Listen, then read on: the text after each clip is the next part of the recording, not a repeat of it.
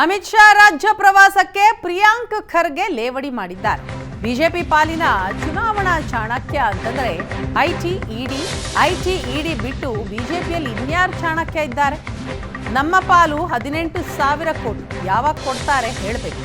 ರಾಜ್ಯಕ್ಕೆ ಬಿಜೆಪಿಯ ಕೊಡುಗೆ ಏನಿದೆ ಅನ್ನೋದು ಹೇಳಬೇಕು.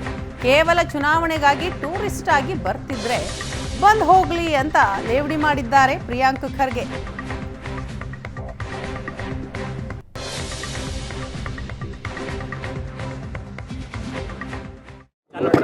ಬಿಜೆಪಿ ಅವ್ರ ಚಾಣಕ್ಯ ಯಾರು? ಸಿಬಿಐ, ಐಟಿ, ಇಡಿ.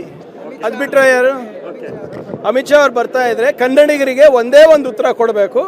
ಯಾಕೆ ಇನ್ನೂ ಕೂಡ NDRFದು ಮೀಟಿಂಗ್ ಮಾಡಿಲ್ಲ? ಅವರು ಬರ ಪರಿಹಾರ ಕೊಡಲಿಕ್ಕೆ ಅವರೇ ಅಧ್ಯಕ್ಷರು ಆ ಸಮಿತಿಗೆ. ಯಾರು? ನಮಗೆ 35,000 ಚಿಲ್ಲರೆ ಕೋಟಿ ರೂಪಾಯಿ ನಾವು ಪ್ರಸ್ತಾವನೆ ಇಟ್ಟಿದ್ದೀವಲ್ಲ, ಅದರ ಅಧ್ಯಕ್ಷತೆ ಅವರೇ, ಹೋಮ್ ಮಿನಿಸ್ಟರ್ ಅವರೇ. ಡಿಸಾಸ್ಟರ್ ರಿಲೀಫ್ ಮ್ಯಾನೇಜ್ಮೆಂಟಿಗೆ ಯಾಕಿನ್ನ ಮೀಟಿಂಗ್ ಮಾಡಿಲ್ಲ ಅಂತ ಹೇಳಬೇಕು, ಉತ್ತರ ಕೊಡಬೇಕು.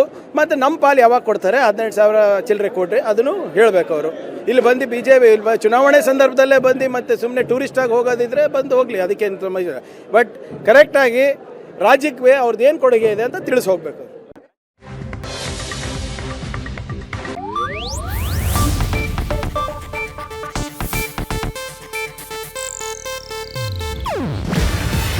ಇದು ಏಷ್ಯಾನೆಟ್ ನ್ಯೂಸ್ ನೆಟ್ವರ್ಕ್ ಪ್ರಸ್ತುತಿ. ನೀವು ನೋಡ್ತಿದ್ದೀರಾ ಏಷ್ಯಾನೆಟ್ ಸುವರ್ಣ ನ್ಯೂಸ್.